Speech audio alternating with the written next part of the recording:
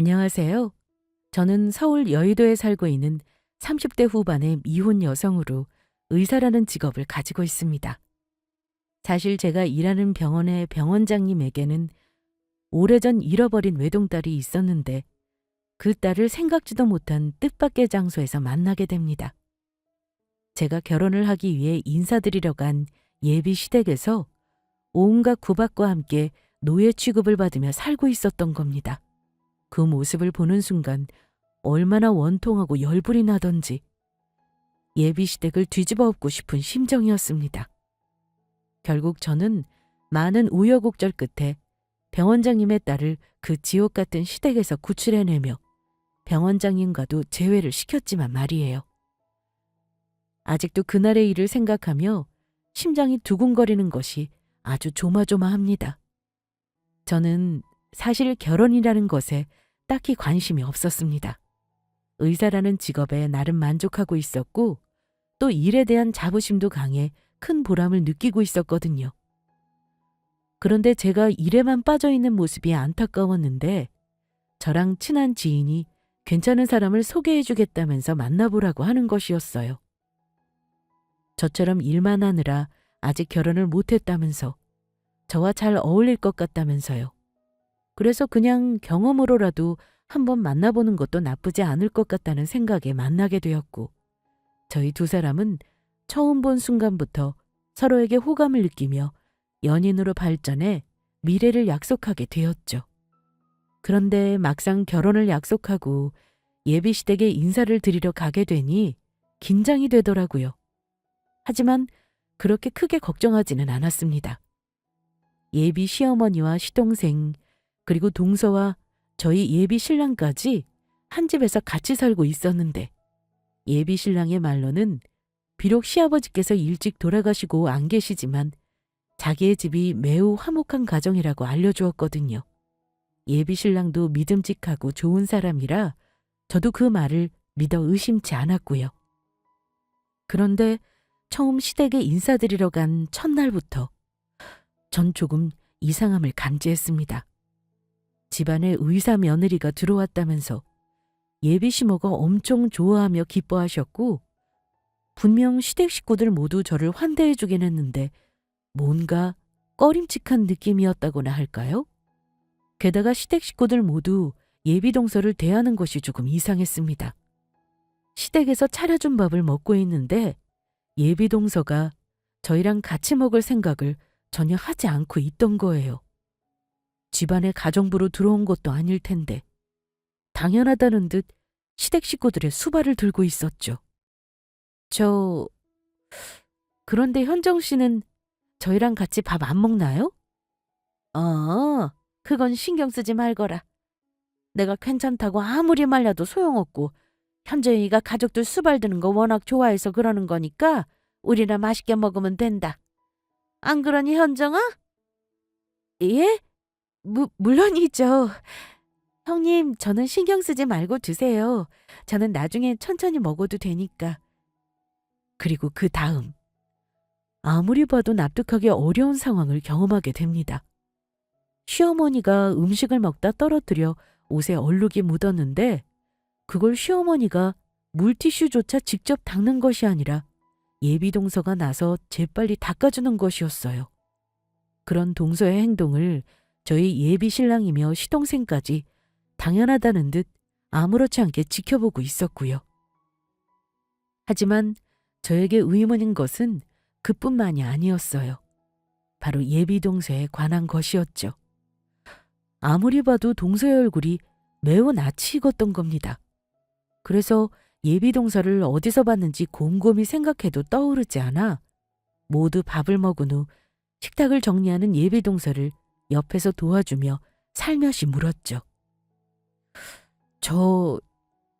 그런데 현정 씨, 우리 어디서 본 적 있지 않아요? 아무리 봐도 너무 낯이 익은 게 어디서 만났던 적이 있는 것 같아서요. 형님이 저를요? 에이, 형님이 저 같은 사람을 언제 보셨겠어요. 제가 만약 의사라는 지인은 알고 있었다면 벌써 여기저기 자랑하고 다녔을걸요? 아마도 다른 사람이랑 착각하신 거겠죠. 저는 오늘 형님 처음 봤는걸요? 정말 낯이 많이 익은 얼굴이긴 했지만 그때는 예비동서의 말에 그냥 넘어갔었습니다. 저를 본 적이 없다는 사람을 물고 늘어질 수도 없었으니까요. 게다가 예비신랑에게 대충은 들어 알고 있었지만 같이 설거지를 하며 예비동서의 기구한 사연도 알게 되었거든요. 예비동서는 사실 부모님이 없는 고아였습니다. 기억은 잘 안 나지만 동서가 7살 어린 시절 작은엄마 집에 놀러 간 적이 있는데 같이 시장 구경을 갔다가 엄마랑 닮은 사람의 뒷모습에 작은엄마의 손을 놓고 따라갔었다고 해요. 그래서 그 엄마 닮은 사람을 따라 버스까지 타게 되었고 정신을 차리고 보니 혼자 버스에 남아 있었다고 합니다. 그렇게 동서는 가족들을 잃어버리고 고아가 된 것이죠. 옆에서 듣기만 해도 참으로 안타까운 사연이 아닐 수 없었습니다. 괜히 그 이야기를 듣는데 예비동서에게 잘해줘야겠다는 생각이 들 정도였으니까요. 그런데 전 예비시댁에 2번째로 방문하게 되는 날 엄청난 걸 목격하게 됩니다. 제가 예비시댁을 방문했던 첫 번째 날, 저희 예비신랑이며 시댁 식구들이 예비동서를 대했던 것은 약과에 불과했던 겁니다. 사람들 모두 예비동서를 인간 대접도 제대로 해주지 않으면서 노예처럼 부려먹고 있었으니까요. 동서 혼자 저까지 5명이나 되는 사람이 먹을 상을 준비하다 보니 식사가 조금 늦어졌는데 그래서 제가 동서를 옆에서 도와주게 되었거든요.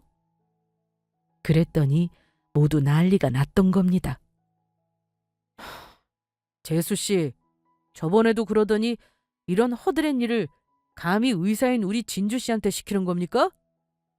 사람 수발드는 일은 능력 없는 재수 씨 같은 사람이나 하는 거라고요. 다음부터 이러면 정말 재미없을 줄 아세요. 저번처럼 집에서 쫓겨나고 싶은 건 아니겠죠? 제대로 좀 하세요. 야, 형수님 앞에서 나 창피하게 정말 이럴 거야? 고아인 주제에 내가 결혼해줬으면 이런 일이라도 잘해야 될 거 아니야. 넌 왜 이렇게 멍청한 거야? 이럴 줄 알았으면 나도 형처럼 의사나 변호사 같은 똑똑하고 능력 있는 여자 만나서 결혼했어야 했는데 그때는 뭐가 눈에 씌었던 거지. 저런 아무것도 할 줄 모르는 멍청한 것을 뭐가 좋다고 쫓아다녔던 건지. 진주야, 너는 아무것도 하지 말고 가만히 있거라. 이런 일은 현정이 저런 애나 하는 거다. 고아라 못 배우고 자라서인지 너랑 자기랑 같은 동급이라고 여겼나 보다. 그러니까 지가 할 일을 너한테 시켰겠지. 내가 이따가 현정이 따끔하게 혼낼 테니까 너무 마음에 담아주지 말고. 정말 미안하구나. 아니에요. 제가 좋아서 현정 씨 돕겠다고 한 건데 다들 뭔가 오해를 하셨나 보네요. 그리고 저는 부모님께 일은 모두 신성하다고 배웠는데 허드렛 일이 어디 있고 아닌 일이 어디 있겠어요. 저는 살림자라는 현정 씨가 정말 대단해 보이던데요. 현정 씨, 괜히 제가 잘못해서 곤란하게 한 것 같아 정말 미안해요. 아니에요, 형님. 저는 괜찮아요. 마음 쓰지 마세요. 그리고 제가 형님보다 손해랄 사람인데 존대하지 말고 편하게 말씀해 주시고요. 그냥 편하게 동서라고 불러주시고요. 그때 딱 저는 결론이 나오더라고요. 예비 동서를 대하는 예비 신랑이며 시댁 식구의 행동에 이 결혼은 관둬야겠다는 생각이요. 이런 쓰레기 같은 집안과 더는 엮이고 싶지 않아 당장이라도 시댁을 뛰쳐나오고 싶은 심정이었어요. 하지만 전 그럴 수가 없었습니다. 예비 동서를 이런 거지 같은 집구석에서 구해내야겠다는 생각이 들었거든요. 남의 일에 무슨 상관이냐는 사람도 있겠지만 저는 그렇지가 않았습니다. 사실 저에게는 여동생이 하나가 있었거든요. 저를 많이 따르며 좋아하던 착하고 예쁜 동생이었습니다. 그런데 그런 여동생이 몇 년 전 암으로 제 곁을 떠난 겁니다. 게다가 부모님도 여동생이 대학교를 막 졸업했을 당시 교통사고로 돌아가신 터라 여동생과 저는 매우 애틋한 사이였죠. 그런데 그런 저희 여동생과 비슷한 또래의 예비동서가 당하고 있으니 가만히 있을 수가 없더라고요. 더군다나 예비동서는 저희 여동생과 이름까지 똑같았습니다. 그러니 시댁 식구에게 동서가 당할 때마다 제 동생이 당하는 것처럼 마음이 아팠던 겁니다. 동서와 같은 여자로서 시댁이 도저히 용서가 안 되었고요. 하지만 예비 동서를 예비 시댁에서 구해내기 전까지는 티를 내지 않고 예비 신랑과 관계를 유지하는 척 연기를 하기로 했습니다. 그래야 예비 동서의 상황을 좀 더 잘 지켜볼 수 있고 제대로 된 대책을 세울 수 있을 테니까요. 저는 동서를 그 집에서 빼올 계획을 세우며 방법을 생각하게 됩니다. 그래서 일단 동서에게 일자리를 먼저 구해주기로 했어요.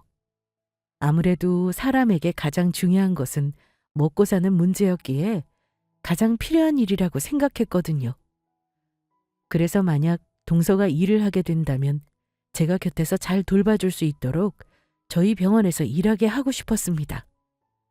아무래도 오랫동안 시댁 식구들에게 정신적 학대를 당해왔으니 시동생과 이혼해서 집을 나오게 되면 한동안은 정신과 치료도 필요하다고 생각했고, 그렇다면 일할 때도 곁에서 잘 돌보며 지켜줄 보호자가 필요하다는 판단이었으니까요.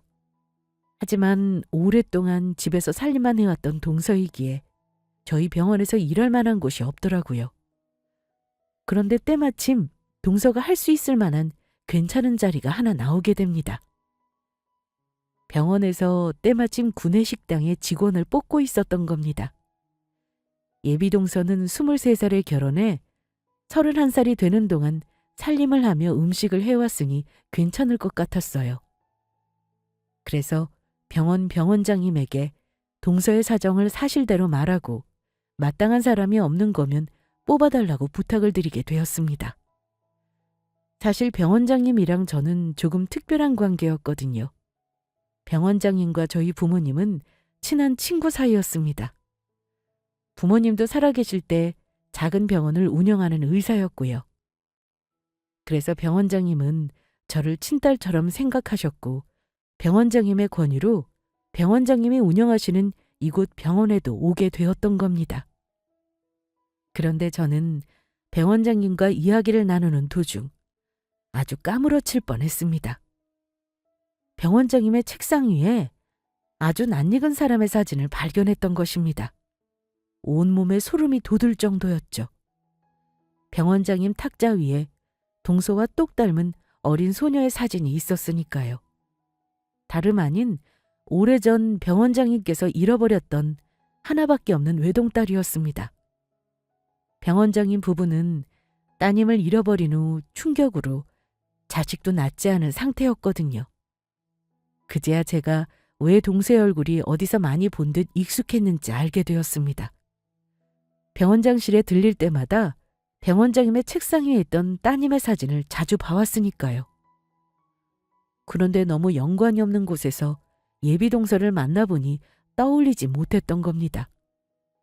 아무래도 정황상 예비 동서가 병원장님이 잃어버린 딸이 확률이 매우 높아 보였죠. 하지만 정확하지 않은 상황에서 딸을 찾은 것 같다고 병원장님에게 말할 수는 없었습니다. 원장이 딸 찾으려고 여러 번 노력했었고 친딸인 척 찾아와 사기를 당했던 경우도 몇 번 있었기 때문이에요. 그래서 전 병원장님이 확인할 수 있도록 동서와 자연스럽게 만나게 할 계획을 세우게 됩니다. 하지만 그 전에 동서에게 확인할 중요한 몇 가지 사실이 있었어요. 동서도 시댁에서 나오고 싶은 것인지 의견을 물어봐야 했으니까요. 무엇보다 당사자의 의견이 중요한 부분이었기 때문입니다. 그래서 저는 동서에게 휴대폰으로 연락하게 됩니다. 형님 안녕하세요. 무슨 일이세요? 동서 안녕? 그러니까 저기 동서한테 갑자기 이런 말해서 너무 뜬금없고 당혹스러울 수도 있는데 옆에 어머니 계신 거면 네, 아니오로만 대답해줘? 그러자 잠시 생각에 잠긴 것 같던 동서가 말했습니다. 네. 동서 그 집에서 식구들한테 괴롭힘 당하고 있는 거 맞지? 그래서 혹시 그 집에서 나오고 싶은 거면 지금 네라고 대답해 주겠어? 네. 그러면 동서, 내가 정말로 동서 어디서 본 것 같은데 내일 우리 병원에 와볼래? 내가 정확히 확인하고 싶은 것도 있고 해서. 동서가 그 집에서 정말 나오고 싶은 거면 내일 우리가 꼭 만나서 이야기를 해야 할 것 같아서. 그럴 수 있지? 네, 형님. 알겠어. 그러면 내가 문자로 우리 병원 위치랑 시간 알려줄 테니까 어머니랑 서방님한테는 내가 결혼 전 동서랑 친해지고 싶어서 내일 밥 사주겠다고 졸라서 어쩔 수 없이 나가는 거라고 말해. 그러면 아마 어머니도 보내줄 테니까. 그러면 동서 내일 봐? 예, 형님. 다음 날 저희 병원으로 찾아온 동서는 저를 보자마자 긴장해서인지 제 눈치를 보는 것 같았습니다. 일단 그 집에서 나오고 싶다고 예비 동서가 저한테 말하긴 했지만 혹시 제가 시댁 식구와 짜고 동서를 시험하기 위해 이런 일을 벌일 수 있다고 생각할 수도 있었으니까요. 그래서 제가 먼저 동서에게 솔직하게 털어놓았죠. 동서, 나 사실 먼저 고백할 게 있어. 나 상호 씨랑 파혼할 거야. 그날 시댁에 갔을 때 동서한테 하는 거 보고 내가 질려버렸거든. 상호 씨도 그렇지만 시댁 식구들 어떻게 그렇게 하나같이 무식하고 못될 수 있는지 동서한테 대하는 거 보고 내가 다 화가 나더라. 그래서 말인데 동서 내가 전화로 했던 말 그냥 해본 말 아니고 진심이거든? 그러니까 동서 그 집에서 나올 생각이 있으면 말해. 내가 도와줄 테니까. 제 말에 예비 동서는 머뭇거리는가 싶더니 울음을 터뜨렸습니다. 형님, 저 정말 그래도 되는 거예요? 그 집에서 나올 수만 있다면 그러고 싶어요. 저 좀 살려주세요. 동서, 아니 현정아, 내가 동서 현정이라고 불러도 되는 거지? 그러니까 현정아, 이제 걱정하지 마. 현정이가 원치 않으면 그렇게 살지 않아도 돼. 고아는 죄도 아니고 현정이가 잘못한 거는 더더욱 아니니까 내가 지켜줄게. 그리고 앞으로는 나보고 형님이라고 하지 말고 언니라고 불러. 언니가 앞으로는 현정이 무슨 일 있든 꼭 지켜줄 테니까. 네, 언니. 정말 고맙습니다. 오래 산 남편이랑 시댁 식구보다 언니가 더 가족 같으세요. 그런데 내가 볼 때 서방님이 절대로 그냥은 이혼 안 해줄 것 같고 그동안 시댁이나 서방님이 현정이 너 괴롭혔다는 증거 같은 게 있어야 하거든? 혹시 그런 게 있을까? 아, 그런 거라면 저한테 있어요. 사실 저도 이혼하고 싶어서 그러려면 증거가 필요하다고 해서 식구들 몰래 증거를 모아놓고 있었거든요. 그런데 막상 이혼하려고 하니 제가 혼자 잘할 수 있을지도 의문이고 겁이 나서 못했어요. 만약 이혼을 못하게 될 경우 남편님의 시댁 식구들이 저를 괴롭힐 것도 같았고요. 그런데 언니가 곁에서 도와주신다면 저 할 수 있을 것 같아요. 이번엔 저 용기 내볼게요. 그렇다니 정말 다행이다. 그러면 일단 그 집에서 탈출부터 하고 변호사를 만나보자. 일단 현정이 너 자리 잡을 때까지 우리 집에서 나랑 같이 살면 되니까 그런 건 전혀 걱정하지 말고.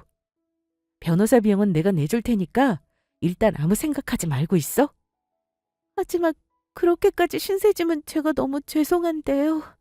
아니야, 괜찮아. 정 미안하면 현정이 너가 나중에 돈 벌어서 천천히 갚으면 되잖아. 현정이 너 일자리도 우리 병원에 내가 미리 구해놨어. 그러니까 지금은 부담 갖지 말고 일단 그곳에서 나올 생각부터 하자. 네. 이 은혜 제가 평생 두고두고 갚겠습니다. 정말 고맙습니다. 그리고 동서를 직접 보자. 모든 것이 확실해졌습니다. 동서는 정말로 병원장님의 딸이 맞았어요. 나이만 들었지 정말로 병원장실에 있는 병원장 따님과 똑같은 얼굴을 하고 있었으니까요. 그래서 긴가민가한 상황에서 그 사실을 확인하기 위해 동서가 취업하게 될 병원도 보여주며 확인도 할 겸 저희 병원으로 부른 것이었죠. 그리고 저는 조심스레 동서에게 한 가지를 더 물었어요. 그런데 현정아, 너는 부모님 안 보고 싶어? 부모님이요? 어, 부모님 모습은 전혀 기억 안 난다고 하지만 저번에 들으니 그래도 어느 정도 부모님에 대한 기억도 남아있는 것 같고 그러면 많이 보고 싶을 거 아니야. 사실 저도 보고 싶어요.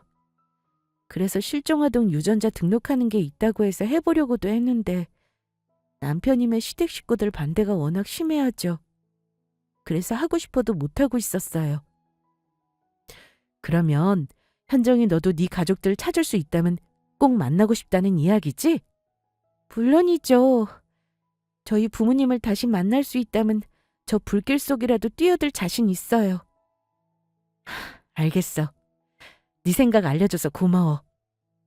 동서의 말에 전 때가 되었음을 알게 되었어요. 그래서 죽이 되든 밥이 되든 병원장님을 만나 동서와 보게 해줄 생각이었죠. 정말로 동서가 병원장님의 딸이 맞는다면 원장님께서 한 번에 알아보실 거란 판단해서였습니다. 하지만 일단 그 전에 하루라도 빨리 동서를 그 악의 소굴 속에서 구해내야 했어요. 어차피 동서에게 특별히 집에서 가지고 나올 짐이 있는 것도 아니라고 하고 옷가지들도 일단 제 옷을 같이 입거나 사면 그만인 것들이니 최대한 티가 나지 않도록 저희는 맨몸으로 나오는 방식을 선택하기로 했어요. 그리고 그 계획은 다음날 바로 실행하기로 했죠. 그래서 다음날 전 이른 새벽 시댁 근처에 주차를 하고 동서가 나오길 기다렸습니다. 혹시 시댁 식구들이 동서가 사라진 후 경찰에 신고할 것까지 대비해 아파트 CCTV가 안 보이는 도로 외곽에 차를 주차해놨어요. 그런데 그때 생각지도 못한 뜻밖의 일이 벌어졌습니다. 초조한 마음으로 동서를 기다리는데 아무리 기다려도 동서의 모습이 보이질 않는 거예요.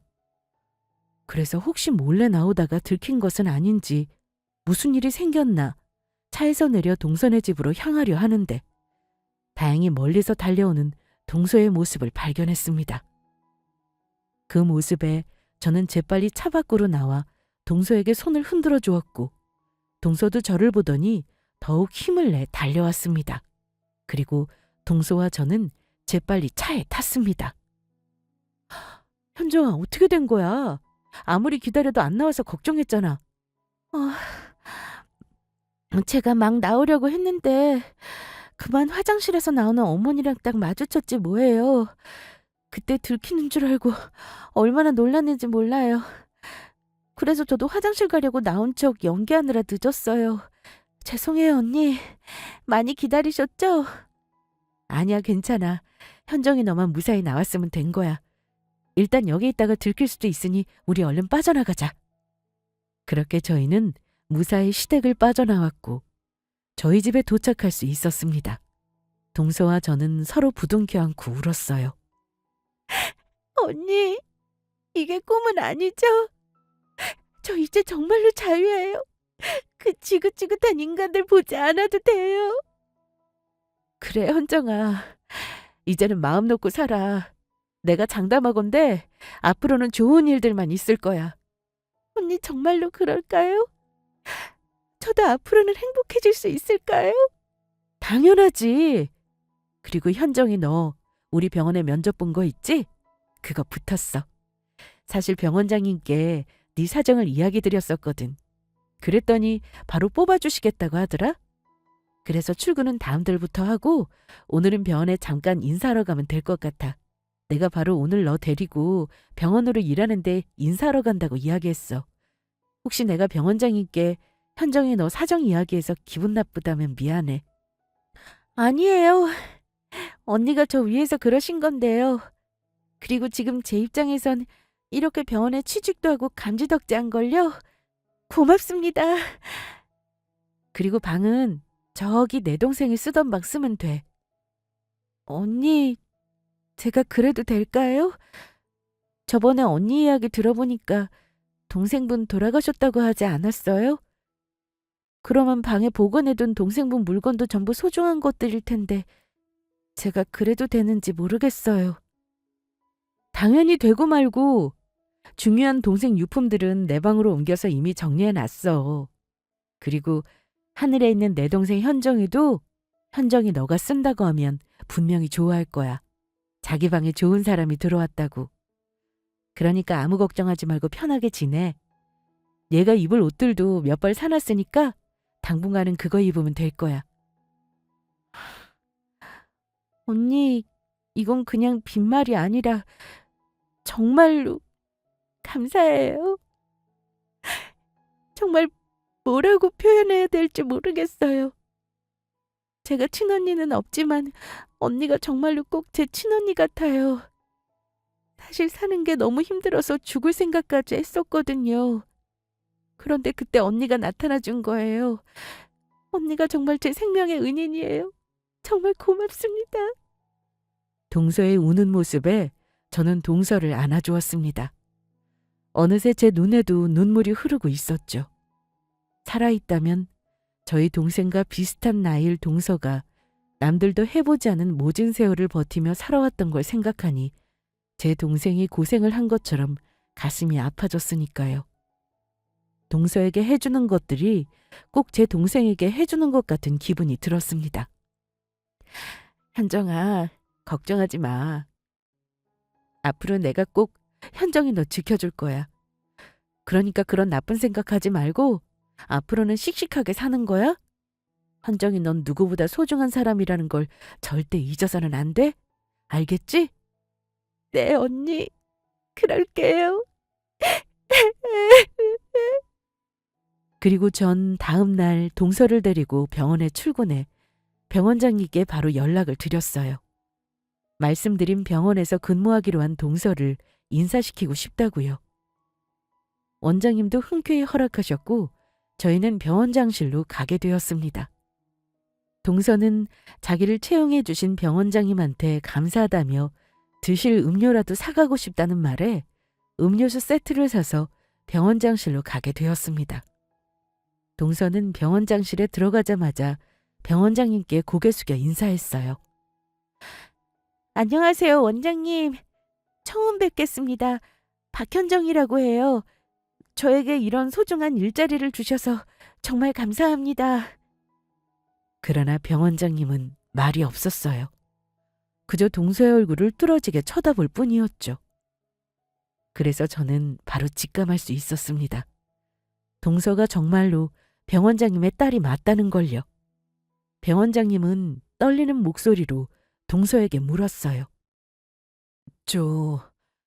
혹시 실례가 안 된다면 현정 씨도 부모님 잃어버리고 어린 시절 보육원 생활을 했다고 들었는데 그 전에 부모님이랑 살던 기억이 전혀 없는 겁니까? 다름이 아니라 현정 씨가 제가 아는 사람이랑 많이 닮아서요. 기억나는 게 조금이라도 있다면 혹시 괜찮으면 이야기해 줄 수 있을까요? 기억이 전혀 없는 건 아니고 아주 조금 기억에 남는 게 몇 가지 있어요. 제가 어릴 때 아빠가 저에게 귀여운 노란색 오리 인형을 선물해 주신 적이 있는데 제가 그 오리 인형을 꾀꾀기라고 불렀거든요. 그런데 아빠가 그 인형을 보더니 저랑 닮았다고 저보고 꾀꾀기라 부르며 놀리셨어요. 저희 아빠는 제가 귀여워서 장난으로 그런 건데 아빠가 저를 못생겨서 놀리는 줄 알고 속상해서 울었던 기억이 나요. 그리고 제가 단독주택에 살았던 것 같은데 집에 큰 벚꽃나무가 한 그루 있었거든요. 봄만 되면 예쁜 꽃들이 피어서 제가 그 나무를 굉장히 좋아했어요. 그리고 또 기억나는 게 제가 외갓집에 놀러갔다 장작이 타는 아궁이 앞에서 장난치다가 팔뚝에 화상을 입은 적이 있어요. 그 흉터가 아직도 남아있습니다. 혹시 괜찮다면 그 화상 흉터 좀 보여줄 수 있을까요? 제가 알던 사람도 팔뚝에 흉터 자국이 있어서 그럽니다. 병원장님의 말에 동서는 소매를 걷었습니다. 그리고 팔뚝에 난 흉터를 보는 순간 병원장님은 동서에게 다가가 꼭 껴안았습니다. 내 딸 다빈아, 어디 갔다가 이제야 나타난 거야? 너를 잃어버리고 아빠랑 엄마랑 널 얼마나 찾았는지 알아? 내가 바로 네 아빠다. 예? 그게 무슨 말씀이세요? 원장님이 저희 아빠라니요? 다빈아, 모르겠어? 우리 꾀깨기 다빈이 아빠가 너무 늦게 우리 딸 찾아서 미안하다. 그러면 원장님이 정말로 저희 아빠이신 거예요? 정말로 내 아빠 맞아? 그리고 내 이름이 다빈이고? 그래, 다빈아. 그리고 내가 네 아빠다. 그날 장모님 집에서 우리 딸 팔뚝에 화상 입고 아파서 고생하는 거 보고 아빠가 얼마나 가슴이 아팠는데. 그리고 우리 집 마당에 큰 벚꽃나무가 있었다. 우리 다빈이가 언제 찾아올지 몰라 아직도 그 집에서 살고 있었어. 아빠, 왜 이제야 나타난 거야? 그동안 내가 얼마나 외롭고 힘들었는데, 나 그동안 얼마나 보고 싶었는데. 미안하다. 미안해, 다빈아. 아빠. 동서와 병원장님은 서로를 끌어안았습니다. 그리고 오랜 시간 떨어져 지내면서 나누지 못했던 이야기도 나누게 되었죠. 그리고 그날 마침 병원장님은 오후에 휴진이었고 저도 동서일로 미리 시간을 빼놓은 상태라 다 같이 병원장님 집으로 가게 되었습니다. 그리고 그곳에서 동서는 친엄마도 만날 수 있었죠. 그동안 예비시댁이 동서한테 벌인 만행을 듣고 병원장님이며 병원장님 사모님까지 매우 분노했습니다. 그래서 저희는 병원장님과 함께 예비시댁에 제대로 복수해주기를 마음먹었습니다. 그리고 며칠 후 저는 아무 일도 없는 척 예비신랑에게 연락을 했어요. 예비신랑이 만나자는 걸 제가 최근 들어 바쁘다며 계속 피하고 있었거든요. 그런데 예비신랑에게 연락을 해보니 정신이 없는 건 그쪽도 마찬가지더라고요. 자기야, 이런 말 갑자기 해서 미안한데 우리 집에 지금 큰일이 생겨서 상견례 날짜는 그 일이 해결된 후에야 정해야 할 것 같아. 나야 괜찮지. 어차피 상견례라고 해봤자 우리 집은 나 혼자 나가게 될 거고 날짜 미뤄도 상관없을 것 같아. 그런데 갑자기 왜? 집에 무슨 일이라도 생긴 거야? 그게 사실은 재수 씨가 우리 가족이랑 더는 못 살겠다고 쪽지 한 장만 달랑 남기고 집을 나가버렸거든. 가족도 없는 거 걷어서 먹이고 입혀 살게 해줬더니 그게 그렇게 우리 뒤통수를 쳤지 뭐야. 그게 없으니까 집에 청소랑 밥 해줄 사람도 없고 아주 엉망진창이라고. 우리 지금 며칠 동안 배달 음식이랑 라면만 먹고 있는데 아주 지겨워 죽겠어. 그래서 어떻게든 재수 씨 찾아서 데리고 오려고 하는데 어디 갔는지 찾을 수가 있어야지. 아, 동서 이야기였구나. 그거라면 걱정하지 않아도 될 것 같아. 동서 지금 어디서 지내는지 내가 알거든. 뭐라고? 그게 정말이야? 그러면 당장 우리 집으로 데려다 좀 줘. 상호 씨, 미안한데 그럴 수 없을 것 같아. 그리고 상호 씨랑 자기 식구들한테 한 말도 있으니까 전부 내가 말한 장소로 좀 와줘. 동서도 부를 테니 거기서 만나서 이야기해. 일단 알겠어. 그리고 재수 씨 어디 도망 못 가도록 자기가 잘 붙들고 있어야 해. 알겠지? 알겠어. 저는 그때 속으로 생각했어요. 니놈들이야말로 어디 도망갈 생각은 하지 말라고요. 그리고 원장님 부부와 동서한테 그 사실을 이야기했고 저희는 이제 드디어 모든 일을 결판지을 때가 왔다는 사실을 알게 되었죠. 그런데 제가 부른 장소에 도착한 시댁 식구들은 제가 약속을 잡은 뜻밖의 장소에 많이 당황한 듯 보였습니다. 게다가 제가 만나자고 한 장소에 동서는 없고 저와 병원장님만 있었으니까요. 제가 만나자고 했던 장소가 병원장실이었거든요. 그런데 왜 우리 가족을 자기 병원장실에서 보자고 한 거야? 재수 씨는 어디 있고? 맞아요, 형수님. 빨리 저희 집사람 좀 집으로 돌려보내주세요. 집사람 없으니까 집안 꼴도 엉망이고 저 며칠째 빨지도 않은 옷 입고 출근하고 있단 말이에요.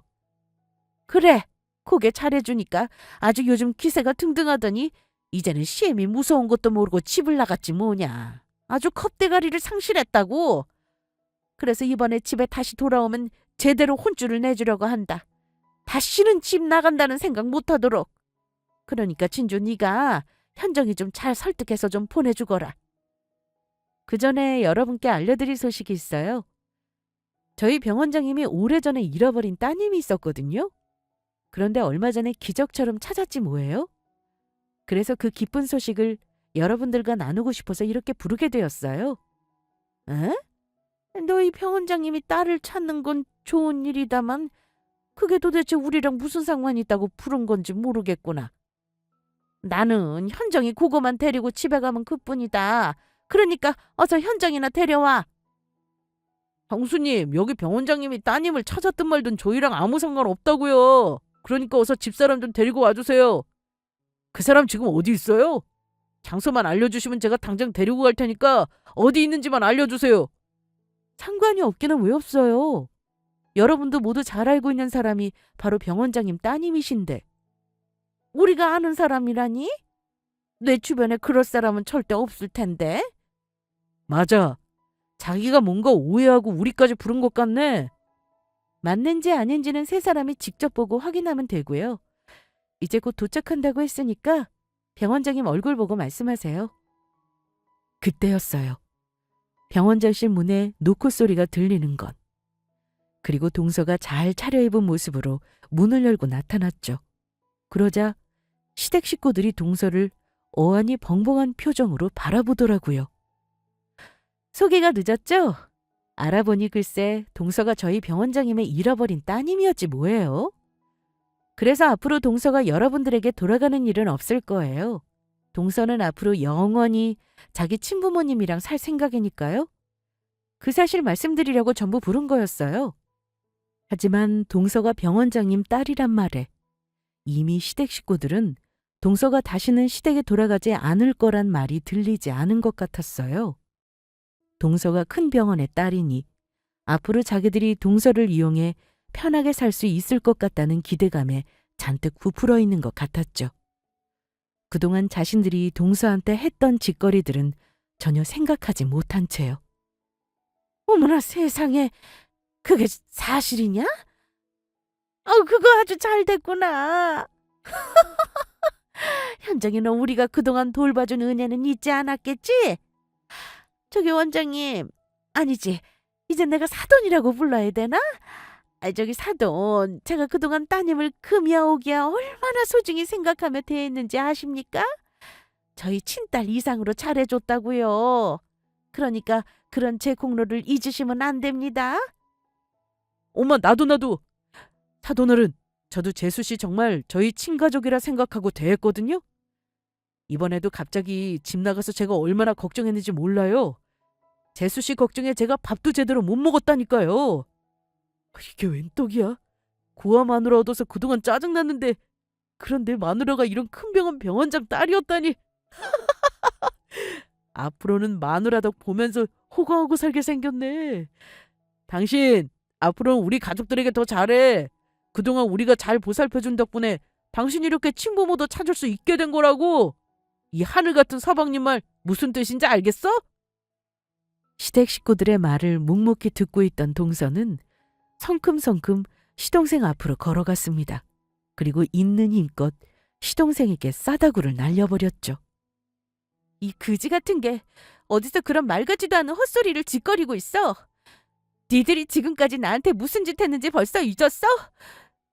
그동안 같이 살면서 나 노예처럼 부려먹으면서 못살게 괴롭혔었지? 니들은 사람을 식모 취급하면서 부려먹는 게 호강시켜주는 거냐?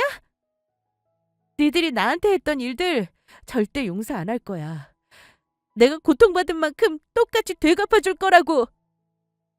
여보, 도대체 그게 무슨 소리야? 우리 식구가 언제 당신을 노예처럼 부려먹고 괴롭혔다고. 장인어른이 들으시면 진짜인 줄 오해하시겠다. 장인어른, 저희 집사람이 하는 말은 전부 농담이니 신경 쓰지 마십시오.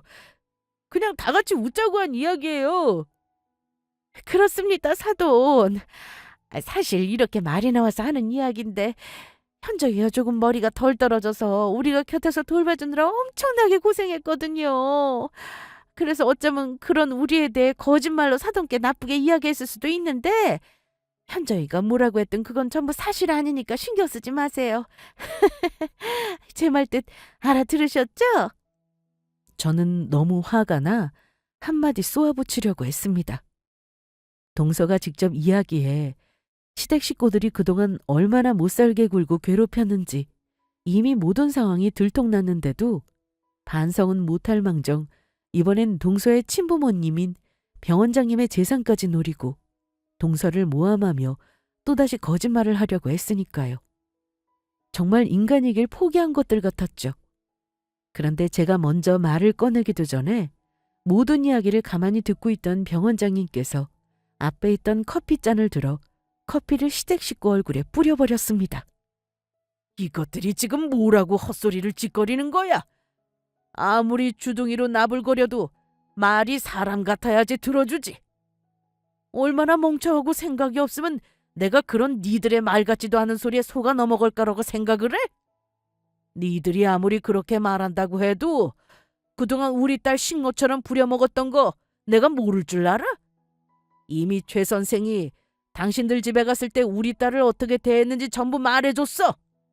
어떻게 사람한테 그런 짓을 저지를 수가 있어? 게다가 우리 다빈이가 당신들이 우리 딸 괴롭혔던 증거 모아둔 거 보여줘서 내가 전부 확인했다고. 저 내 딸이랑 결혼해서 인생 망치게 만든 쭉정이 같은 놈이랑 당장 이혼시키고 니들도 내 딸 괴롭힌 죄값 제대로 받게 할 테니까 마음 단단히 먹고 준비하는 게 좋을 거야. 내 모든 걸 걸고서라도 니들 제대로 나락으로 보내줄 생각이니까. 이럴 수는 없습니다. 사돈, 제가 앞으로는 우리 현정이한테 잘하겠습니다. 현정이가 병원장 딸인 줄 알았으면 진작 잘해줬을 텐데. 그러니까 사돈, 저희에게 한 번만 기회를 주십시오. 저희가 잘못했어요. 장인어른, 제발 한 번만 기회를 주십시오. 제가 앞으로는 저희 집사람 여왕마마처럼 떠받들면서 살게요. 저 집사람 아직 많이 사랑합니다.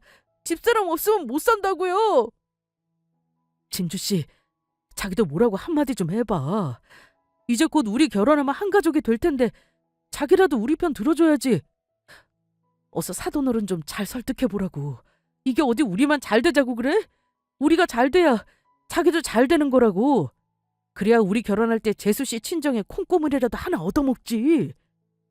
그 한마디에 저는 제대로 뚜껑이 열리고 말았죠. 마지막까지 본인들 잘못에 대해 반성은 안 하고 끝끝내 동서를 이용할 생각뿐이었으니까요. 그래서 전 병원장실에 있던 쿠션 하나를 들었습니다. 그리고 예비 신랑을 후려 팼죠. 이 미친 자식아! 그러고도 니놈이 인간이냐? 이렇게 만천에 니들 잘못이 밝혀졌는데도 정신 못 차리고 동서를 계속해 이용해 먹을 생각을 해? 이 쓰레기 같은 놈! 죽어라! 죽어! 그리고 오늘에서야 하는 말이지만 너랑 나 사이도 오늘로써 끝이다. 너랑은 파혼이니까 나랑 결혼할 생각은 꿈도 꾸지 마. 너 같은 똥차에 폐기물 시댁 나는 절대 필요 없으니까. 자기 아파. 우리가 파혼이라니.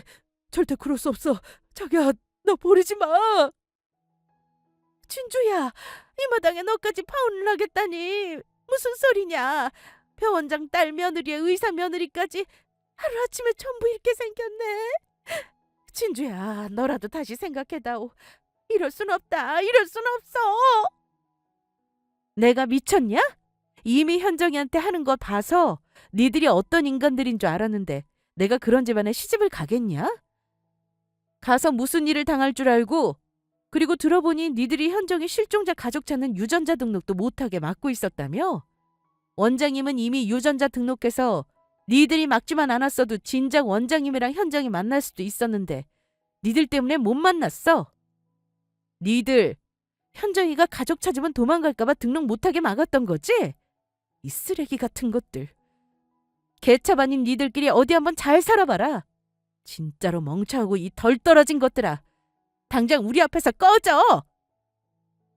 예비 신랑이며 시댁 식구들이 병원장실 안에서 나가지 않으려 난동을 부렸지만 그것도 오래가지 못했어요. 병원장님이 호출해서 병원 보안 요원들에게 붙잡혀 쫓겨났으니까요. 그런데도 끝까지 발악하기 바쁘더라고요. 시어머니는 신발까지 벗겨져 몸이 질질 끌려가는 와중에도 통곡을 하며 저희를 향해 두 손을 모아 빌었으니까요. 게다가 시동생은 숨도 제대로 못 쉬고 울더라고요. 아주 초상집이 따로 없었죠. 니들 이거 놓지 못해? 내가 여기 병원장 사위야.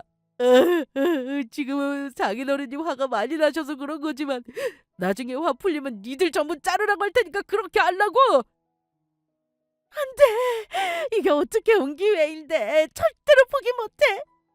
진주야, 현정아, 제발 마음 좀 돌려다오. 다시 한 번만 생각해줘. 진주씨, 내가 잘못했어. 제발 나 버리지 마. 진주씨.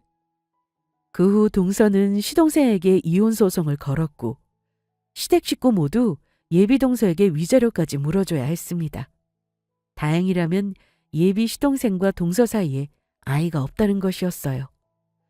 글쎄 예비 시동생이 그 나쁜 놈이 아이를 낳으면 동서를 닮은 멍청한 아이가 나올 수 있다면서 아이를 갖지 말자고 했다고 하더라고요. 진짜 멍청한 건 바로 시댁 식구와 시동생 그놈이었는데 말이에요. 게다가 예비 시동생은 얼마 지나지 않아 회사에서 잘리게 되었습니다. 예비 시동생은 신문기자였는데 제가 시동생이 다니는 신문사에 예비 시동생이 어떤 인간인지 그동안 동서를 괴롭힌 증거들과 함께 제보를 해버렸거든요.